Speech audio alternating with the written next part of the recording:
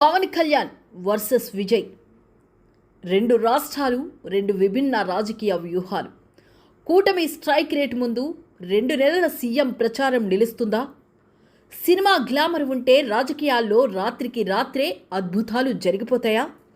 పొరుగు రాష్ట్రంలో ఒక నటుడు పార్టీ పెట్టగానే సీఎం అయిపోతే దాన్ని చూపిస్తూ ఏపీలో దశాబ్ద కాలంగా ప్రజా పోరాటాలు చేస్తున్న నాయకుడిని తక్కువ చేసి మాట్లాడడం రాజకీయ పరిణితి అనిపించుకుంటుందా? ఇటీవల తమిళనాడు అసెంబ్లీ ఎన్నికల్లో నటుడు విజయ్ నేతృత్వంలోని తమిళగ వెట్రి కజగం టీవీకే 108 స్థానాలు సాధించి ఇతర పార్టీల మద్దతుతో ప్రభుత్వాన్ని ఏర్పాటు చేయడంపై ఆంధ్రప్రదేశ్లో సరికొత్త సోషల్ మీడియా యుద్ధం నడుస్తుంది. వైసీపీ శ్రేణులు విజయ్ విజయాన్ని అడ్డం పెట్టుకుని జనసేన అధినేత ఏపీ డిప్యూటీ సీఎం పవన్ కళ్యాణ్ను కించపరిచేలా పోస్టులు పెడుతున్నారు.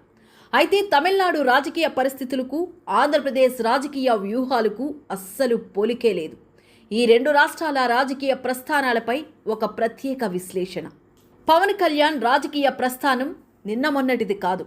2008లో అన్న చిరంజీవి స్థాపించిన ప్రజారాజ్యం పార్టీలో యువరాజ్యం అధ్యక్షుడిగా ఆయన క్షేత్రస్థాయిలో తిరిగారు. ఆ ఎన్నికల్లో ప్రజారాజ్యం పార్టీ 18 సీట్లకే పరిమితం కావడం, ప్రత్యర్థి పార్టీల వ్యక్తిగత విమర్శలను సున్నిత మనస్కుడైన చిరంజీవి తట్టుకోలేకపోవడం చూశారు. తదనంతర పరిణామాల్లో ప్రజారాజ్యం కాంగ్రెస్లో విలీనమైంది. కానీ పవన్ కళ్యాణ్ ఆ విలీనాన్ని అంగీకరించలేక కమ్యూనిస్టీ భావజాలం, దేశభక్తితో కొంతకాలం రాజకీయాలకు దూరంగా ఉండి మౌనంగా ఆలోచించారు.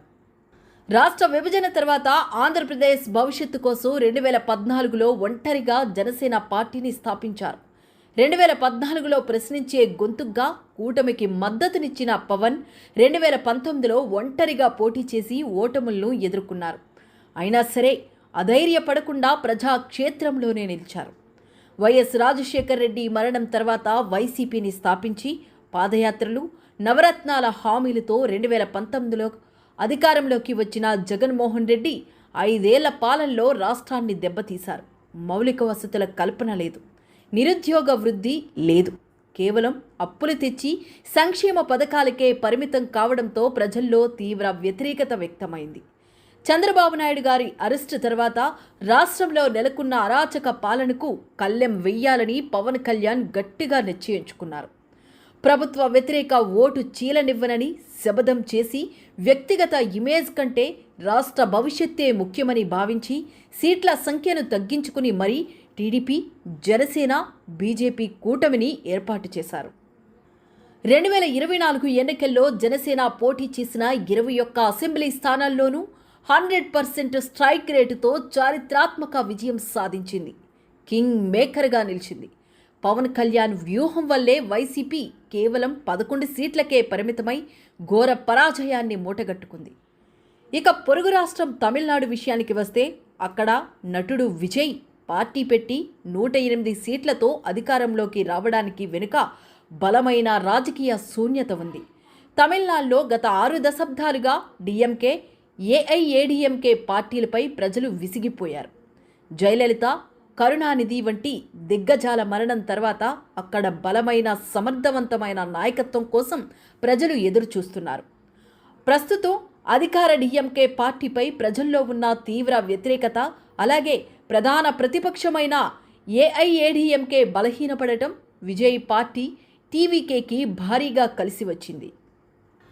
తమిళ ప్రజలకు ఎప్పటినుంచో సినిమా గ్లామర్ను చూసి ఓట్లేసే అలవాటు ఉంది. ఉదాహరణకు ఎంజీఆర్, జయలలిత, కరుణానిధి, విజయకాంత్. ఈ యాంటీ ఇంకంబెన్సీ ఓట్లను విజయ్ పూర్తిగా తన వైపు తిప్పుకోగలిగారు. విజయ్ 2 నెలల్లో సీఎం అయ్యాడని పవన్ కళ్యాణ్ను తక్కువ చేయడం వైసీపీ శ్రేణుల అజ్ఞానానికి, ఓటమి ఆక్రోశానికి నిదర్శనం. పదవి ముఖ్యం కాదు, సిద్ధాంతం ముఖ్యం. పవన్ కళ్యాణ్ అనుకుంటే 2014లోనే కేంద్రంలోనూ రాష్ట్రంలోనూ పదవులు పంచుకునేవారు. ఆయనకు పదవుల కంటే ఆంధ్రప్రదేశ్ రాష్ట్ర స్థిరత్వం ముఖ్యం.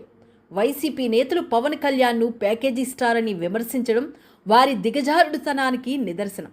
నిజంగా పవన్ కళ్యాణ్కు పదవుల మీద, డబ్బు మీద ఆశ ఉంటే 100 కోట్ల రెమ్యునరేషన్ వచ్చే సినిమాల్ని వదిలేసి ఎండనక వాననక జనం కోసం ఎందుకు తిరుగుతారు?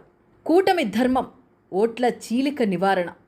తమిళనాడులో బహుకోణ పోటీ జరిగి విజయ్ లాభపడ్డారు. కానీ ఏపీలో పవన్ కళ్యాణ్ స్వార్థానికి పోయి ఒంటరిగా పోటీ చేసి ఉంటే ఓట్లు చీలిపోయి మళ్లీ వైసీపీ అరాచక పాలనే వచ్చేది. రాష్ట్రం కోసం తన సొంత సీఎం ఆశలను పక్కన పెట్టి కూటమిని గెలిపించిన త్యాగశీలి పవన్ కళ్యాణ్. ఓట్లు చీల్చకూడదనే సంకల్పం, జగన్ రెడ్డి అరాచక పాలనను అంతం చేయడమే ఏకైక లక్ష్యంగా పెట్టుకున్నారు. సీటు త్యాగం. జనసేన ఒంటరిగా పోటీ చేస్తే కనీసం 30-40% ఓట్లు చీలిపోయి పరోక్షంగా వైసీపీ లాభపడేది. కానీ పవన్ తన వ్యక్తిగత ఇమేజ్ కంటే రాష్ట్ర భవిష్యత్తు ముఖ్యమని భావించారు. టీడీపీతో పొత్తు. చంద్రబాబు నాయుడి అనుభవం, జనసేనకున్న యువతరం మద్దతు కలిస్తేనే రాష్ట్రానికి విముక్తి లభిస్తుందని నమ్మి సీట్ల సర్దుబాటుకు అంగీకరించారు. 100% స్ట్రైక్ రేట్ రికార్డు. ఏపీ ఎన్నికల్లో వైసీపీ అహంకారాన్ని దెబ్బతీసి వారిని ప్రతిపక్ష హోదా కూడా లేకుండా కట్టడి చేసింది పవన్ కళ్యాణ్ వ్యూహమే. పోటీ చేసిన ప్రతి స్థానంలోనూ గెలిచి చూపించిన రికార్డు పవన్ కళ్యాణ్ది. 2024 ఎన్నికల్లో ఘోరంగా ఓడిపోయి అసెంబ్లీలో మాట్లాడే హక్కు కూడా కోల్పోయిన వైసీపీ నేతలు పొరుగు రాష్ట్ర విజయాలను చూపిస్తూ ఏపీ డిప్యూటీ సీఎం పవన్ కళ్యాణ్పై బురద జల్లడం హాస్యాస్పదం. విజయ్ సాధించింది ఒక రాష్ట్రంలో విజయమైతే పవన్ కళ్యాణ్ ఏపీలో సాధించింది ఒక చారిత్రాత్మక రాజకీయ విప్లవం. పవన్ కళ్యాణ్ వ్యూహం ముందు 11 సీట్లకే పరిమితమైన వారు ఇప్పటికైనా సోషల్ మీడియాలో ట్రోలింగ్స్ ఆపేసి వాస్తవాలను గ్రహిస్తే మంచిది.